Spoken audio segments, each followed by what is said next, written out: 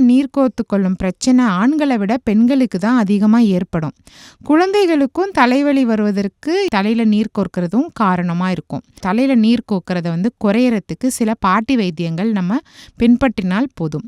பொதுவாக தலையில் அதிகமாக நீர் கோர்த்துக்குச்சுன்னா இரவு தூங்குவதற்கு முன்பு நம்ம அடுப்பில் ஒரு பெரிய பாத்திரத்தில் சுடுதண்ணி வச்சு தண்ணீரில் அதில் சிறிது மஞ்சள் தூளும் மற்றும் 2 கைப்பிடி அளவு நொச்சி இலையை சேர்த்து நம்ம ஆவி பிடிச்சிக்கிட்டே வந்தோம்னா தலைவாரம் நீங்கும்.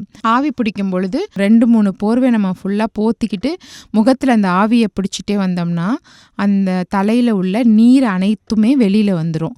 ஏன்னா மஞ்சளில் ஒரு கிருமிநாசினி பொருள். நொச்சி இலை தலைவலி, சளி, இருமல், தும்மல் போன்ற பிரச்சனை சரி செய்வதற்கு பயன்படுவது.